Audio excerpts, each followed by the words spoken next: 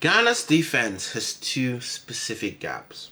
One out wide behind the fullback when he steps out to press, and one through the middle when their press gets pressed by quick combinations. England happen to have two players built for exactly these jobs. Both of them play for Arsenal. This is what Tuesday is actually about. All right, quick context. England, top of the group after beating Croatia 4-2. Win against Ghana on Tuesday, and they're through. Top spot too. Unless Panama beat Croatia in the other game, and Ghana already did their job, edging Panama 1-0 in stoppage time. So both teams really need this one to give themselves the best chance, of getting through the next stage. And 2 minutes into the World Cup, this almost went wrong for Ghana. Panama's right back drives forward, crosses in. Waterman forces a flying save out of Atizigil. Down the exact side England will be looking to attack on Tuesday. Now, Carlos Queiroz took over 2 months. His first choice centre-back is out with an ACL injury. His only real audition before the tournament ended in a 5-1 defeat to Austria. What he's built since presses hard and man-to-man, and they're effective going forward. Costly in what it leaves behind though, and specifically 2 things, right, which I'm going to talk about. The space behind the fullback, the moment he steps out to engage, and the chasm through the middle once the press gets bypassed by quick combinations. Even Ghana's own winning goal came from exactly that kind of break. A sweeping counter through the same space. They are vulnerable in themselves.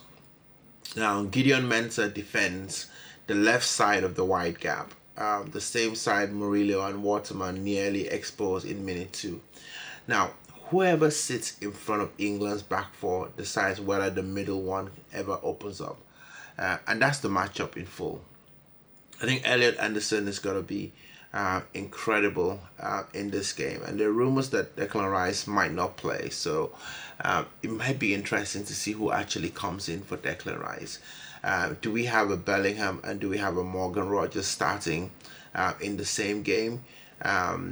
Because I think Morgan gives you that little bit of a player who can carry the ball, the same thing as Declan Rice does. Now, let's start with the gap. Because Noni Madueke has already shown what feeling it looks like, right? 72 minutes against Croatia.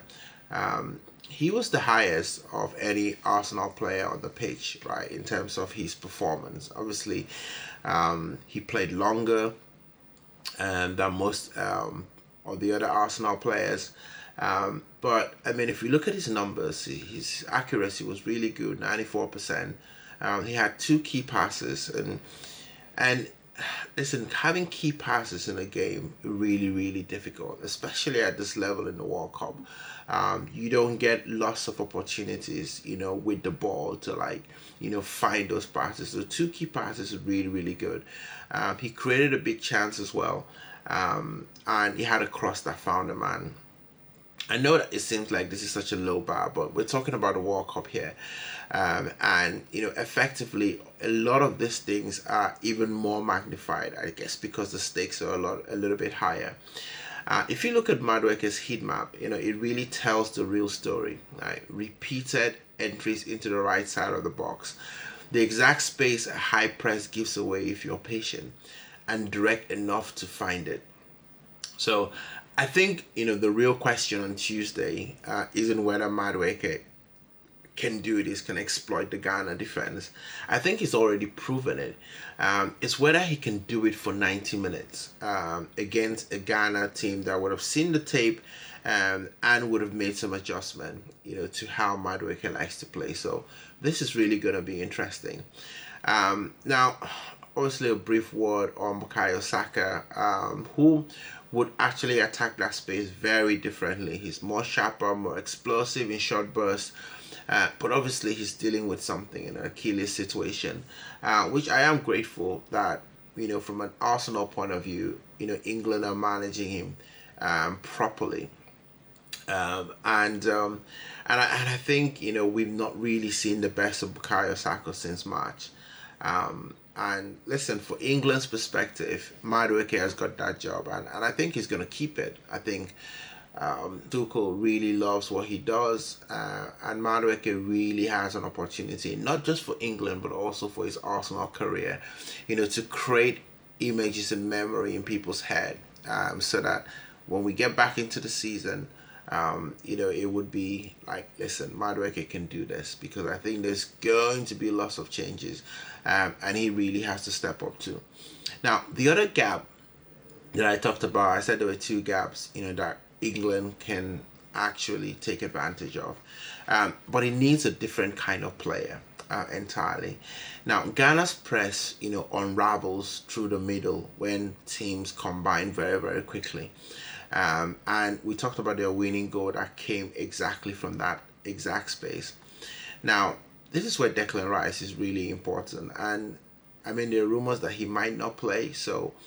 But I mean, if Declan plays, he can be very high in his terms of position in the pitch. He was very high against Croatia.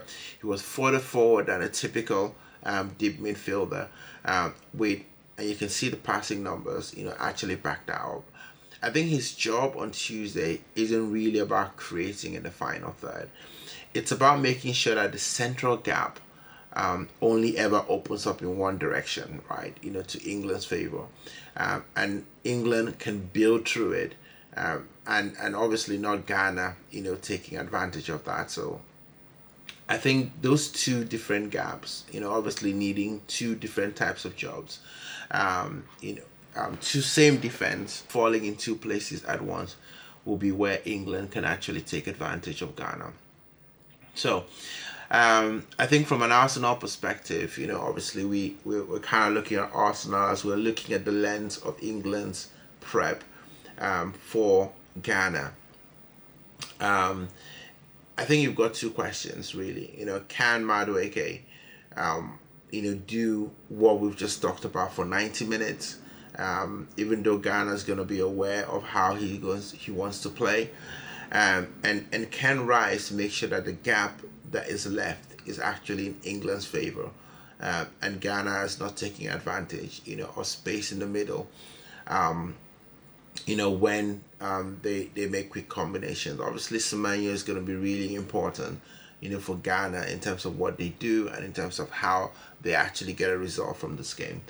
But if England get both things right, I think that Ghana's structural problem becomes England's big advantage, and England will be seeing themselves in the knockout stage with a game to play. So yeah, what do you guys think about the two Arsenal players that I've had a look at? And what I want to do with this is look at England's progression in the World Cup, but maybe from the lens of Arsenal players, what they bring into the game, the weaknesses the opposition have, and specifically how Arsenal players can actually fill that gap. But let me know, guys, what you think about this. And obviously this is very short. Obviously we're in the World Cup.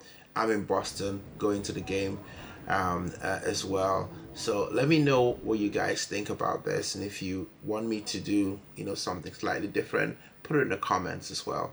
Don't forget to check out our other videos as well. Hopefully England has a good one. I'll see you in the next one.